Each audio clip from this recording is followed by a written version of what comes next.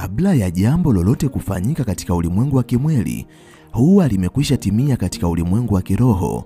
Kuna vitu mbalimbali vya ajabu hufanyika katika ulimwengu wa kiroho bila binadamu wengi kujua. Ni kwa sababu binadamu wengi hawana ufahamu wa ulimwengu wa kiroho. Binadamu pekee wenye ufahamu wa kiroho ni wale ambao wanamcha Mwenyezi Mungu, pamoja na wale wenye imani za kishirikina, kwani mshirikina anaufahamu vizuri ulimwengu wa kiroho, lakini mwanadamu ambaye yupo karibu zaidi na Mwenyezi Mungu anaufahamu ulimwengu wa kiroho. Hata anapokuwa katika vita ya kiroho, huwa anajua. Anapovamiwa katika ulimwengu wa kiroho, huwa anaweza kujua. Sasa basi, wapo baadhi ya binadamu ambao wamezikwa katika ulimwengu wa kiroho huku wakiwa hai bila wao wenyewe kujua. Je, utajuaje kama nawe ni miongoni mwa binadamu ambao wamekwisha zikwa hali ya kuwa upo hai? Ndani ya video hii nitakwenda kukuambia ishara mbalimbali ambazo ukiziona katika maisha yako ujue umezikwa ukiwa hai bila wewe mwenyewe kujua. Kama nawe ni miongoni mwa binadamu wanaotamani kujifunza kuhusiana na jambo hili, basi video hii imetengenezwa mahususi kwa ajili yako ili uendelee kujifunza mambo mbalimbali kupitia video zetu. Jiunge nasi kwa kusubscribe katika chaneli hii ya Fafanuo Media. Hapo utakuwa wa kwanza kupata video zetu pindi tunapoziweka kwenye chaneli hii. Hautajutia MB zako, kwani mara zote tunajitahidi kuwa bora zaidi ya jana. Asante, enjoy. Zifuatazo ni ishara mbalimbali ambazo ukiziona katika maisha yako ujue nawe ni miongoni mwa binadamu wanaohitaji msaada, kwani umezikwa ukiwa hai. Namba 1, uchumi wako unaanza kuporomoka bila kujua. Ni nini hasa chanzo ambacho kinapelekea hali hiyo katika maisha yako? Miongoni mwa vitu ambavyo huanza kutokea katika ulimwengu wa kimwili mwanadamu anapokuwa amezikwa na kuwekwa kwenye vifungo ni kuanza kuporomoka kiuchumi. Tafsiri yake ni kuwa uchumi wako umezikwa, ina maana wewe ni mwanadamu ambaye tayari umekufa kiuchumi. Asilimia kubwa ya binadamu wanaokufanyia hivi ni wale wenye wivu na maendeleo yako, au binadamu wasiokupenda, au washindani wako, na pengine ni ndugu zako ambao hawatamani kukuona ukifanikiwa kuliko wao. Au kuna nyakati ambazo pengine vifungo vya mababu zenu vinaendelea kuathiri vizazi hadi vizazi, na unaweza ukachunguza ukapata jibu. Hebu jaribu kufikiria ni nani katika ukoo wenu ambaye alishavuka stage ambayo wewe unatamani kuivuka lakini umeishia kiuchumi. Utakapojaribu kuchunguza unaweza ukagundua kuwa hakuna mwanadamu yeyote katika ukoo wenu ambaye amewahi kuvuka katika stage fulani. Sasa basi, pamoja na kuwa unajaribu kupambana ili uvuke katika stage hiyo, lakini hakuna chochote ambacho kinatokea katika maisha yako. Mara nyingi uchumi wako unaishia katika level fulani ambayo mara nyingi ndugu zako huwa wanaishia pia. Lakini pia unapozikwa kiuchumi huku wewe ukiwa hai, unaweza ukawa ni mtu ambaye siku chache zilizopita uchumi wako ulikuwa mzuri, biashara zako zilikuwa nzuri, lakini tangu ulipoanza kupata hisia mbaya katika nafsi yako, vitu mbalimbali vikaanza kupotea katika namna ambazo hauelewi ni kitu gani ambacho kinaendelea katika maisha yako. Mara nyingi hali hiyo inapoanza kutokea maishani mwako, nafsi yako itakuwa nyeusi. Utakuwa na mashaka ambayo hauelewi yanatokana na nini, na kuanzia muda huo utaanza kupoteza vitu vingi ambavyo unavimiliki. Uchumi wako utaanza kudidimia, na kila unapochunguza sababu hasa ni nini inayopelekea hali hiyo, hakuna majibu yoyote ambayo unayapata. Lakini nafsi zetu huwa zina majibu yote ya maswali tuliyokuwa nayo.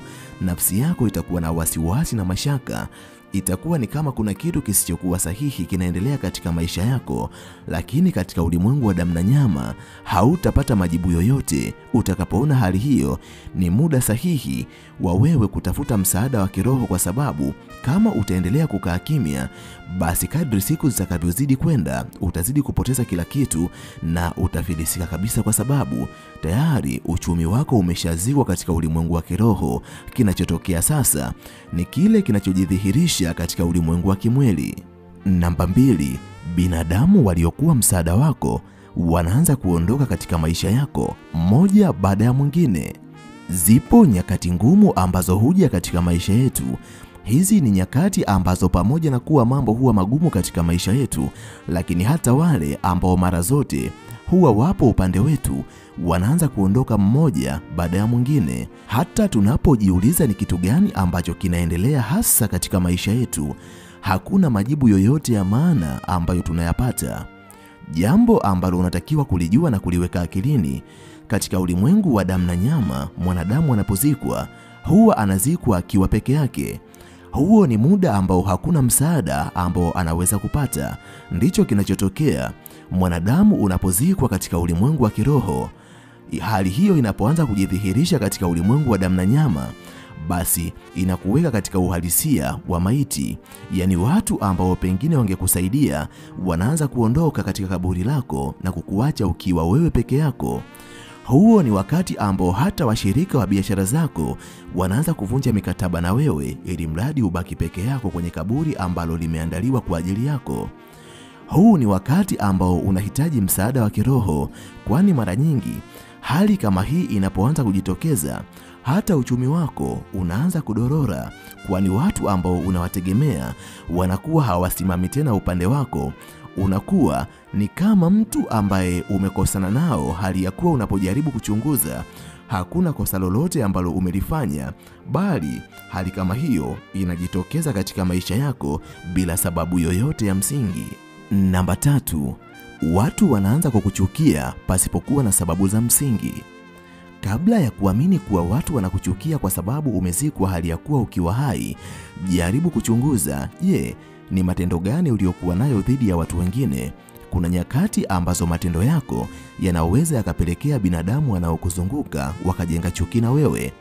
Kama matendo yako hayana changamoto yoyote katika watu wanaokuzunguka, alafu mtu mmoja baada ya mwingine anaanza kukuchukia, yaani watu waliokuwa wanakupenda mwanzo wanaanza kukuchukia pasipokuwa na sababu yoyote ya msingi, basi ujue wewe ni miongoni mwa wanadamu ambao nyota yako ya upendo, yaani hali yako ya mvuto, imeshazikwa. Kila anayekuona hakuoni kama mwanadamu mwenye mvuto.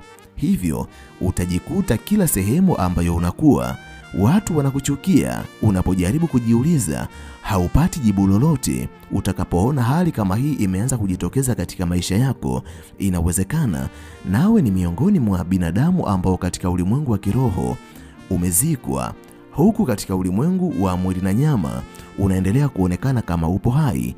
Mauti yoyote huwa inaanzia katika ulimwengu wa kiroho, na uzima pia unaanzia katika ulimwengu wa kiroho.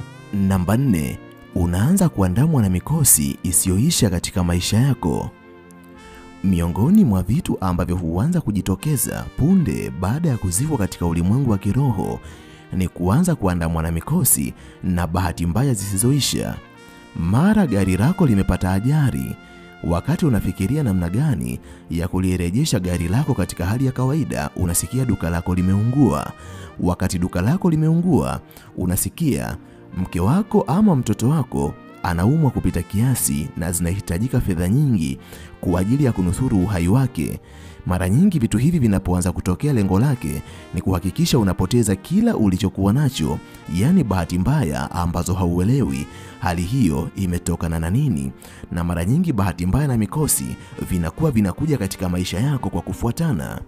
Utakapoona hali hii inatokea katika maisha yako, ni muda ambao unahitaji msaada wa kiroho, kwa sababu kama utaendelea kupuuzia, amini usiamini, utapoteza kila ulichokuwa nacho, kwa sababu tayari kwa hali hiyo uchumi wako umeshazikwa katika ulimwengu wa kiroho. Namba 5, unaanza kuchukia sehemu ambayo ndiyo chanzo cha kipato chako. Watu wengi wanapozikwa kiuchumi huku wakiwa hai, miongoni mwa ishara ambazo huanza kujidhihirisha maishani mwao ni kuanza kuzichukia kazi ambazo ndizo huwaingizia kipato. Kama wewe ni mtumishi katika taasisi fulani, unajikuta unapokuwa katika sehemu yako ya kazi, moyo wako unakuwa mweusi. haufurahii uwepo wako katika sehemu hiyo. Unapotoka na kwenda maeneo mengine, unajikuta unakuwa na amani na kutamani kuendelea kuwepo maeneo hayo mengine. Hali hii inaweza kupelekea ufanisi mdogo katika kazi yako na wakati mwingine kufukuzwa hata kazi ikiwa upo katika kazi ya kuajiriwa.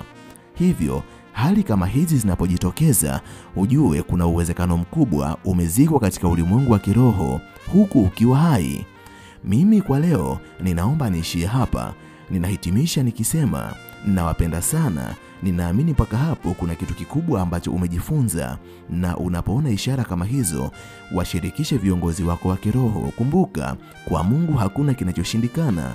Fanya ibada na Mwenyezi Mungu atakuokoa katika hatari zote za kiroho na za kimwili. Amin. Asante, bye. Tukutane tena katika video ijayo.